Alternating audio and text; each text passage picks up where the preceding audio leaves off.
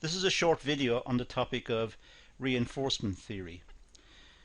Now, as you can see from the bottom right hand side of the slide, there are only 21 slides in this particular class. So it's quite a short class. It's just meant to be an introduction to the reinforcement theory.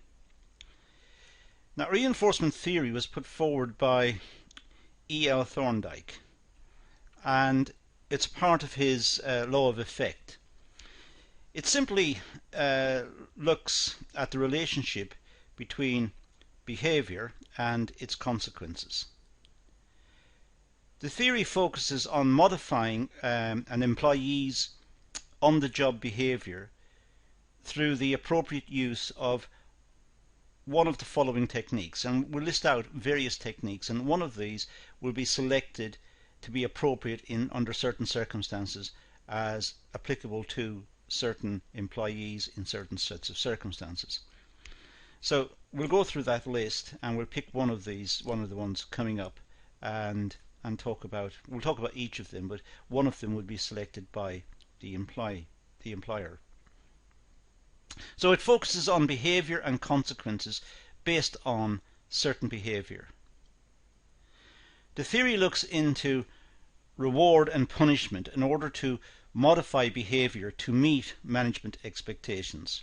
So it looks at the employees functioning within the organisation, looks at their behaviour, their application to the tasks that are required of them. It looks at the overall performance of the employee and decides whether the employee should be rewarded or punished. And these rewards or punishments are there to modify the behaviour of the employee in a way that meets management's expectations. Now, I said there are various approaches that we can pick up on here. In fact, there are 4 approaches that can be applied in distinguishing acceptable behaviour. So there are 4, and these will be the 4 approaches that we'll briefly look at in this session. The first one is positive reinforcement. This approach could be adopted. Here, employees are rewarded for behaving in an acceptable manner.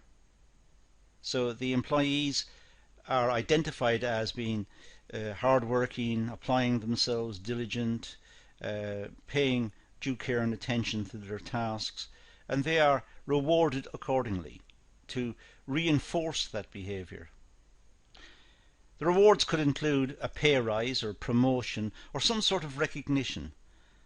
The employee knows that the management respects what they're doing and is pleased that they're behaving in the way they are. Employees will be aware that this type of behaviour is favourable and should be repeated. And the fact that they have been rewarded for this behaviour means that they are more likely to repeat good practices. They're likely to continue working hard and applying themselves and being diligent and so on. So the employee's behaviour is reinforced. There's also avoidance, which is negative reinforcement. The withdrawal or withholding of punishment until desired behaviour is achieved. So sometimes employees may be seen to not be applying the rules properly or not following instructions correctly or could have dangerous behaviour or they're not being productive. In which case there may be a punishment. The punishment could be the loss of overtime opportunities, the loss of some entitlements. But the management may withhold that punishment to see if see if improvements come about.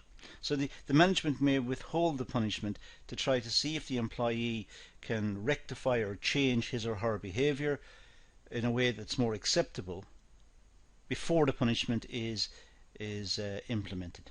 And of course, if their behaviour improves, there may be no punishment.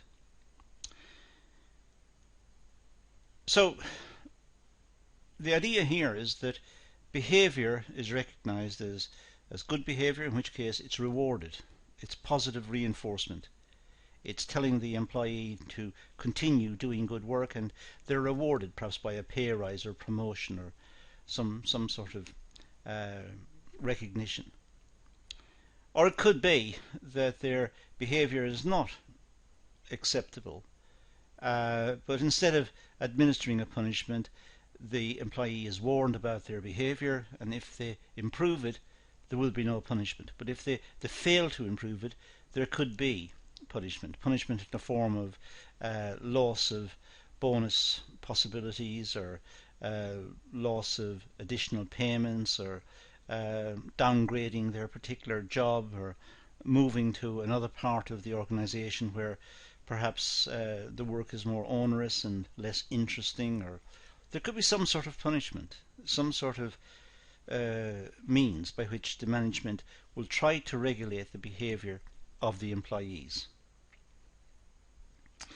There's also one called extinction, a form of ignoring behaviour of employees. The management simply ignores the behaviour of the employees. There is no positive or negative reinforcement. The management simply ignores the behaviour of the employees. This only applies if behaviour is temporary. Now, extinction here may mean that the employee feels very marginalised. It's as if they don't exist. The management is ignoring them. That could be construed as a type of punishment. The management are not engaging with them. If their behaviour is not dangerous to others, if they are just simply not working effectively, they're not damaging the machinery, or they're not acting in a dangerous manner, they just may be ignored. And in this way they will feel more marginalised and more alienated, and that may mean some sort of change in their behaviour. There's also punishment. The manager applies a negative consequence to unacceptable behaviour in the hope that this will prevent the behaviour recurring. So there could be out and out punishment in the form of some obvious disapproval on the part of management, which will be communicated to the employee, that the management are not happy with that particular behaviour, or the quality of the work, or the fact that the employee is not making a good effort. So it is clear that there is a punishment, and it's clear why there is a punishment. So the employee has an opportunity to change his or her behaviour to become more acceptable within the workplace. So we see there are different ways in which reinforcement theory can be applied, and there are 4 approaches that we've identified.